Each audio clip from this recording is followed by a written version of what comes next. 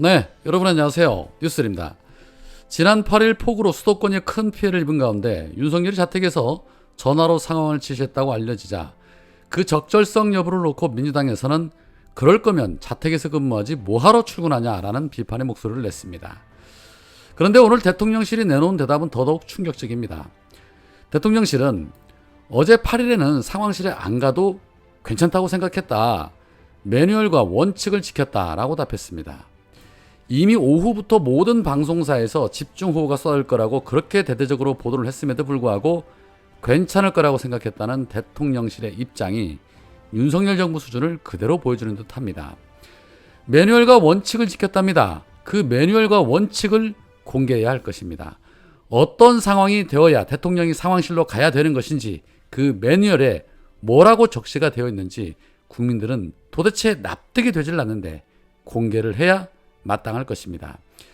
거기에 오늘 대통령실의 강순규 시민사회 수석은 KBS 라디오에 출연해서 윤석열이 퇴근에 대한 비판이 나온다고 하자, 폭우 피해가 발생했다면 모르지만 대통령께서 8일 저녁에 퇴근하실 때는 저희들 대통령실 참모진도 일상적으로 저녁 약속도 있고 다 가고 있었다. 비에 대한 예고가 있다고, 비가 온다고 대통령이 퇴근을 안 하냐? 라고 오히려 적반하장으로 나왔습니다. 정말 충격입니다. 역시나 윤석열 정부 수준에 딱 걸맞는 형편없는 그런 대답이죠.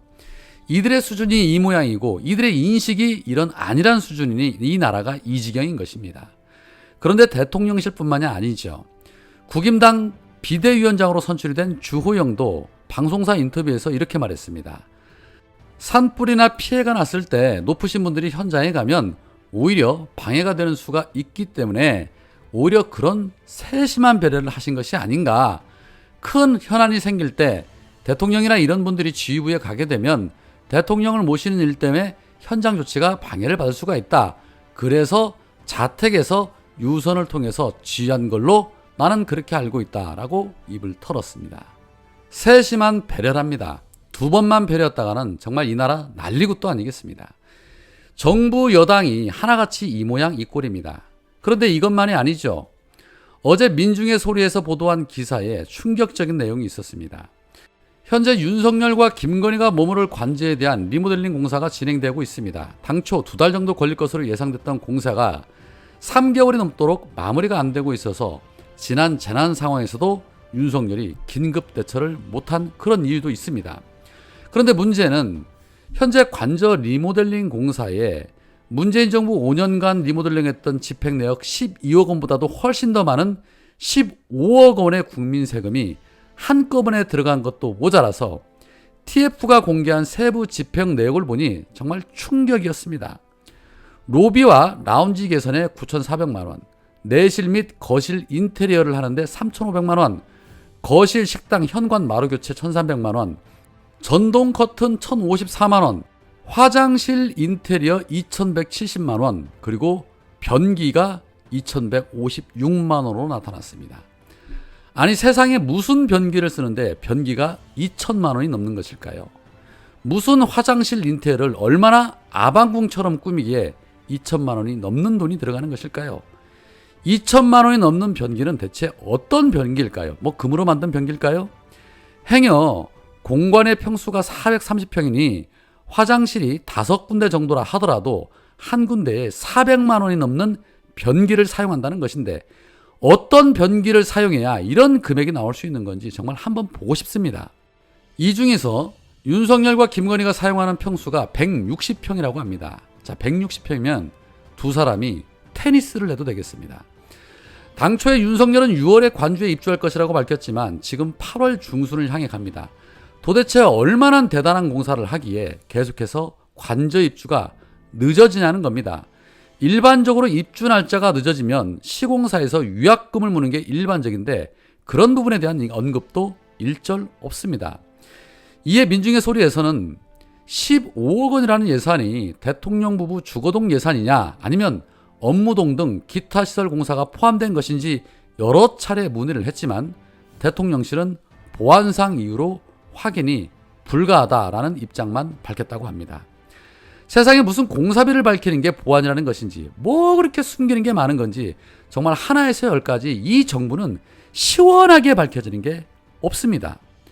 이번 주 중에 민주당에서 국정조사 보고서를 채택하겠다고 했는데 아주 그냥 탈탈 털어야 할 것입니다. 국민 세금이 이렇듯 줄줄줄줄 새고 있는데 보안이라는 허접한 이유나 들이댄다고 해서 통한다면 국민이 바보가 되는 겁니다. 검찰 특활비 147억 원도 속히 공개하게끔 민주당에서 압박해야 할 것입니다.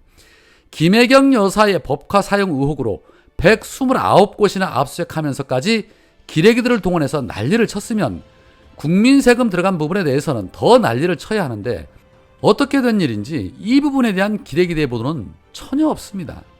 자, 그런데 이건 세 발의 피입니다. 현재 윤석열 정부에서 당장 사용하지 않거나 활용도가 떨어지는 국유재산을 매각하기로 했다는 보도가 있었습니다.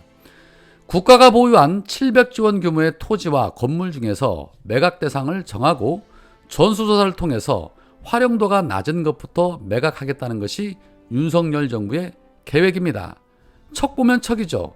이거는 누가 봐도 돈 있는 자들에게 혜택을 준다는 꼼수로밖에 보이지 않습니다. 국가에 돈이 없는 것도 아니고 세수가 부족한 것도 아닌데 싼 값에 땅과 건물을 팔아치우겠다? 누구에게 팔려고 이러한 꼼수를 벌일까요?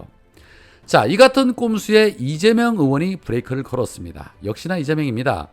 이재명 의원은 국유재산 민영화는 소수 특권층의 배불리기라면서 정부의 국유재산 민간 매각은 허리띠 졸라매기가 아니라 소수 특권층 배불리기다. 매각한 국유재산을 누가 사겠냐? 시세보다 싼 헐값에 재력 있는 개인이나 초대 기업에 들어가게 될 것이다.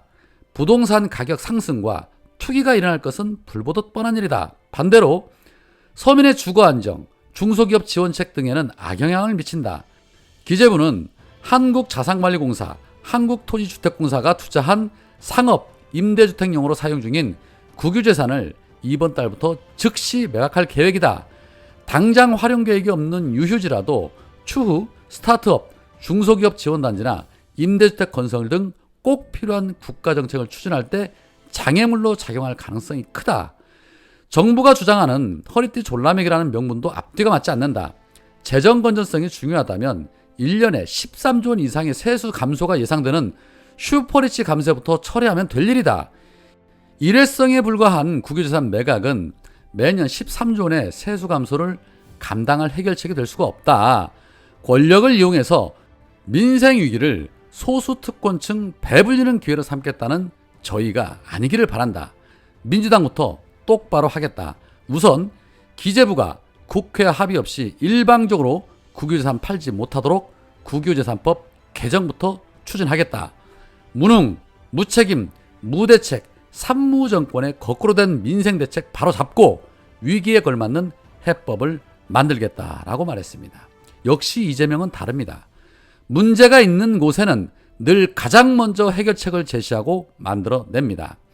민영화 방지법부터 해서 국유재산법까지 윤석열이 나라를 망가뜨리려고 할 때 맨 앞에 서서 막아내고 있습니다. 이러한 기지로 당대표가 된다면 민주당의 모습이 어떤 모습일지 짐작할 수 있습니다. 왜 저들이 계속해서 이재명을 공격하고 이재명을 잡으려고 하는 것인지 이런 부분에서 나타나는 겁니다. 기득권들에게 이재명은 보안관입니다. 반면에 서민들에게 이재명은 치료사입니다. 안 그렇습니까? 오늘은 여기까지입니다. 고맙습니다.